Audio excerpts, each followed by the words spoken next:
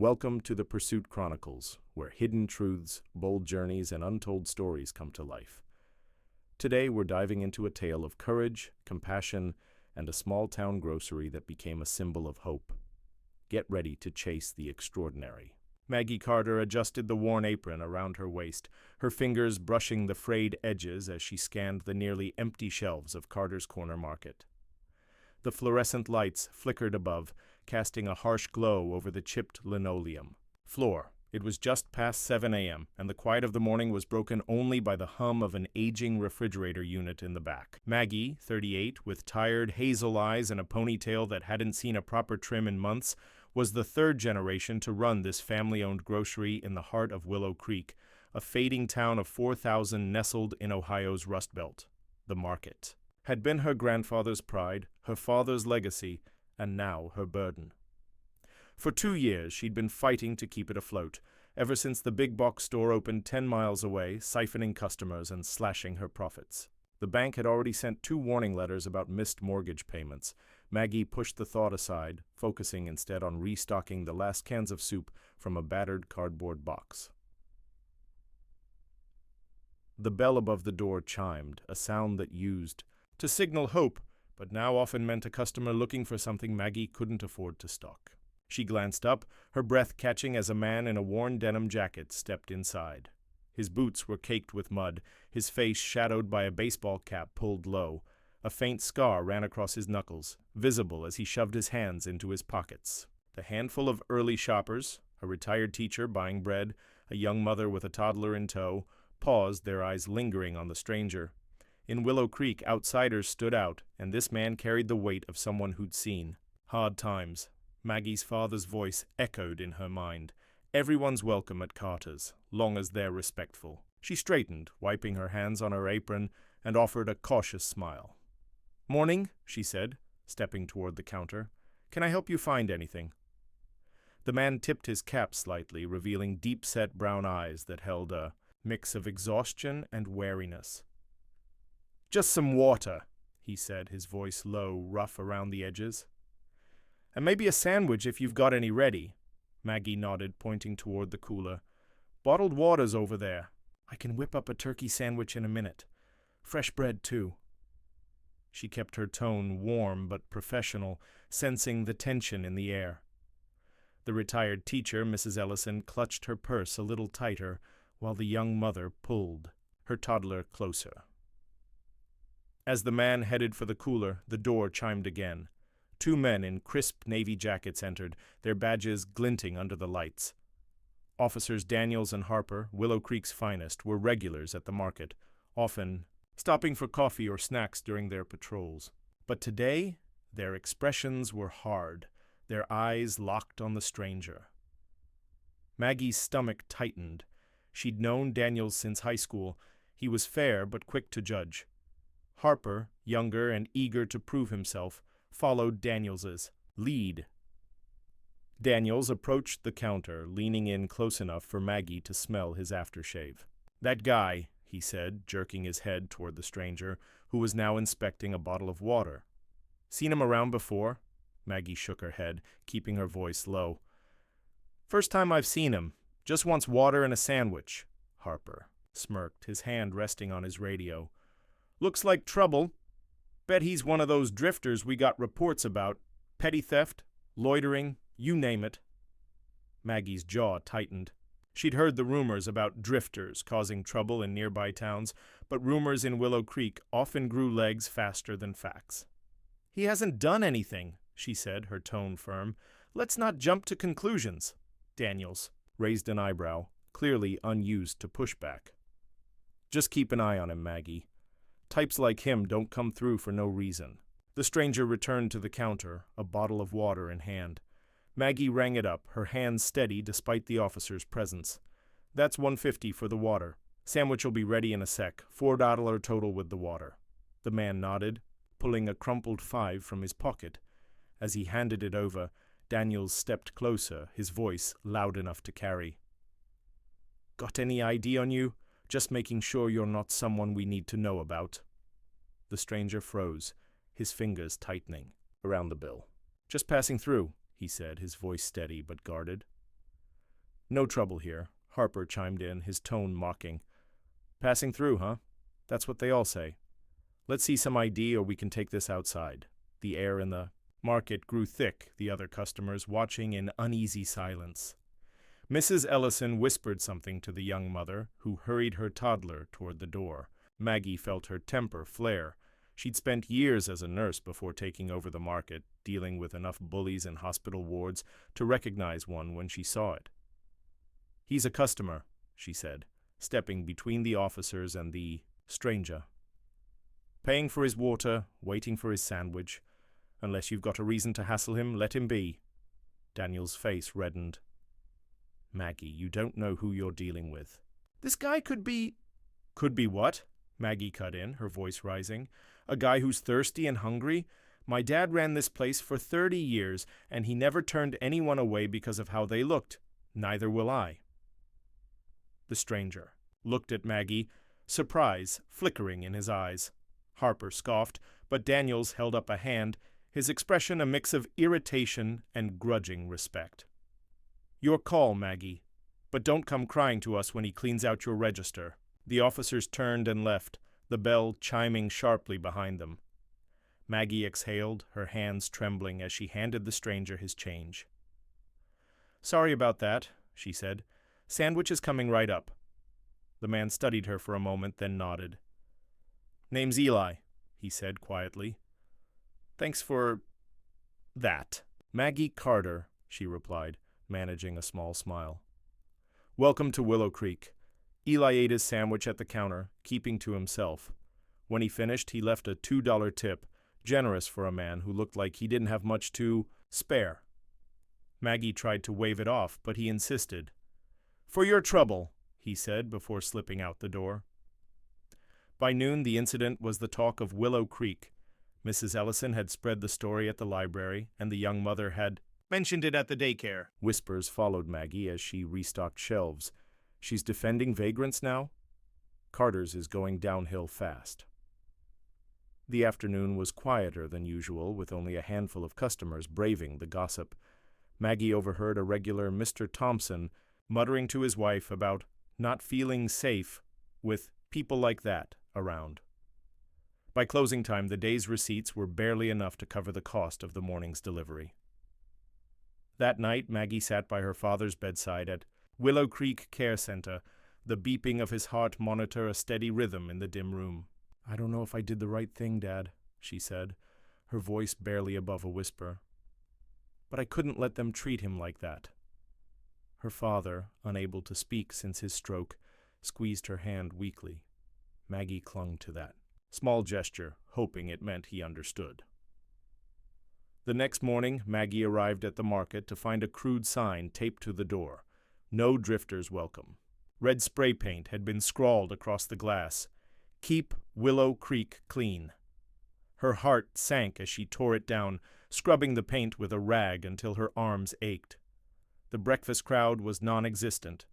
Only Mrs. Ellison showed up, buying a loaf of bread and offering a sympathetic pat on the hand. This town's too quick to judge, she said. Give it time. But time was something Maggie didn't have. The bank's next letter would arrive in days, and another week like this would push Carter's corner market past the point of no return. By midday, with the store empty, Maggie sat behind the counter, staring at the ledger. The numbers didn't lie. She was drowning. The market wasn't just a business. It was her family's history, the place where she'd learned to count pennies. At her grandfather's knee, where her father had taught her to treat every customer like family, losing it would mean losing them all over again. The bell chimed, startling her. A woman in her 50s stood in the doorway, her leather jacket adorned with a small patch Maggie didn't recognize, a crescent moon with a star. Her gray hair was tied back, and her face carried the kind of strength that came from surviving. Hard years. Behind her was a man about the same age, his beard streaked with silver, his own jacket bearing the same patch. Maggie Carter? The woman asked, her voice warm but direct. Maggie nodded, wary. That's me. Can I help you? I'm Lena, the woman said, extending a hand. This is my husband, Tom. We're friends of Eli's. Maggie shook their hands, her confusion growing. Eli? The guy from yesterday? Lena nodded. He told us what happened, how you stood up for him when those cops tried to run him out. Not many would have done that. Maggie shrugged, embarrassed. It was nothing, just doing what's right. Tom chuckled, his eyes crinkling. Eli said, You'd say that, but it's not nothing to us. He's family, not by blood but by choice. We look out for our own. Before Maggie could ask what they meant, a low rumble filled the air, growing louder until it shook the windows. She stepped to the door, her eyes widening as dozens of motorcycles rolled into view. They filled the parking lot, lined the street, and spilled into the empty lot next door. Men and women of all ages dismounted, their jackets bearing patches like Lena and Tom's, crescent moons, stars, and other symbols Maggie didn't recognize. There were at least 100, maybe more, their bikes gleaming under the morning. Son, what is this? Maggie asked, her voice barely audible over the engines. Lena smiled. Eli put out a call last night to our community, folks who ride, who live by a code. He told them about a grocery owner who showed him kindness when he was at his lowest. Word spread fast. These people came from 3 states, some riding all night, and they're hungry. As if on cue, the bell chimed again, and a group of riders entered. They were polite, almost reverent, greeting Maggie by name before browsing the shelves. More followed, filling the aisles, picking up bread, canned goods, snacks, anything Maggie had in stock. They paid in cash, leaving tips in a jar Maggie hadn't even put out. A man with a braided beard introduced himself as Cal, a mechanic, from Dayton. Heard you've got the best coffee in Willow Creek, he said, ordering a cup from the small machine Maggie kept behind the counter. I don't have enough stock for this, Maggie admitted, overwhelmed as more riders streamed in. Tom clapped a hand on her shoulder. Already handled. Lena called your supplier this morning. Delivery's on its way, big one. Don't worry about the cost. We've got it covered. Maggie stood frozen, watching her market come alive. The aisles, empty for months, were now bustling. Riders chatted with each other, their laughter mixing with the chime of the register. Outside, more bikes arrived, drawing curious onlookers from town. Maggie spotted Officer Harper across the street, his radio crackling as he watched, wide-eyed. The bell chimed again, and Eli stepped inside, looking weary, but with a faint smile. Hope you don't mind me bringing a few friends, he said. Maggie laughed, the weight of the past 2 days lifting. I think I can make room. For the next 6 hours, Maggie and her part-time cashier, a high schooler named Sophie, worked harder than they ever had. The delivery arrived as promised, crates of bread, produce, canned goods, enough to feed a small army. Every shelf was restocked, every order filled. The register overflowed, and Maggie had to empty it twice. Word spread through Willow Creek, and slowly, regulars began to trickle in. At first they hesitated, intimidated by the sea of leather and tattoos, but the riders welcomed them, sharing space, striking up conversations. Mrs. Ellison found herself discussing gardening with a rider who grew heirloom tomatoes. Mr. Thompson, the skeptic from yesterday, ended up swapping fishing stories with a woman who'd ridden from Kentucky. The young mother from the morning returned, her toddler wide-eyed at the bikes. A rider named Rosa knelt to show the boy her Harley, letting him touch the chrome handlebars. By afternoon, the market was more than a store. It was a gathering. Place, a bridge between strangers. In a quiet moment, Maggie pulled Eli aside. Why did you do this? She asked. All these people for me? Eli looked down, his hands shoved in his pockets. 2 years ago, I lost my wife, he said, his voice barely above a whisper. Car accident. Left me and my son on our own. I was a mess, drinking, drifting, barely holding it together. This community, he nodded toward the riders, they pulled me back, gave me a reason to keep going. Yesterday I was on my way to see my boy. He's in a group home an hour from here, struggling with some things. Those cops saw my jacket and figured I was trouble. You saw me, really saw me. That's rare. Maggie's throat tightened. I'm so sorry about your wife. How's your son? Better? Eli said, a flicker of hope in his eyes. Got a call this morning. New counselors making progress. First good news in a while. Maggie hugged him, surprising them both. After a moment, he hugged her back. "My boy wants to meet you," he added. "Says you sound like someone who doesn't back down." "I'd like that," Maggie said, meaning it. As the sun began to set, Cal called for attention, his voice booming over the chatter. "Folks, let's hear it for Maggie Carter." A cheer erupted, riders and townsfolk alike clapping and whistling. "Carter's Corner Market is under our protection now," Cal continued, his tone serious. "We'll be back, regular stops, big orders, and we'd take it kindly if this town treated Maggie right for welcoming us." He glanced at Officer Harper, who'd ventured inside and was now nursing a coffee in the corner. Harper nodded quickly, avoiding Cal's gaze. The crowd cheered again, and someone called out, "Best sandwiches in Ohio." Laughter followed, and the mood lightened. That night, after the last rider had left with promises to return, Maggie locked up and counted the day's receipts. It was more than she'd made in 2 months combined. But more than that, something had shifted in Willow Creek. The town that had shunned her that morning had seen the humanity behind the leather, the stories behind the scars. As she drove to the care center, Maggie felt a spark of hope she hadn't known in years. The next morning, a package waited by the market's door. Inside was a small wooden plaque, carved with the crescent moon and star symbol. Below it, in neat script, were the words, "Carter's Corner Market, a haven for all." A note was pinned to it. "Maggie, you reminded us what kindness looks like. We'll be back." Eli Maggie hung the plaque above the counter, right next to her father's old ledger. When Officer Daniels came in for his usual coffee, quieter than usual, she served him with the same smile she gave everyone. Her father had taught her to judge people by their actions, not their appearances, and sometimes it took a parking lot full of bikers to remind a town what that meant. In the weeks that followed, Carter's Corner Market thrived. The riders kept their word, stopping by on weekend runs, their orders keeping the shelves stocked and the bills paid. Townsfolk returned, drawn by the market's new energy, its reputation as a place where everyone was welcome. Maggie started a small community fund with a portion of the profits helping families with medical bills or unexpected expenses. She called it the Eli Fund, and when she told him, he laughed, embarrassed but proud. Maggie visited Eli's son, a shy 15-year-old, named Jake, at his group home. They bonded over a shared love of old cars, and Maggie promised to bring him to the market someday to see the bikes. She hired Sophie full-time and added another cashier, a single mom who'd been struggling to find work.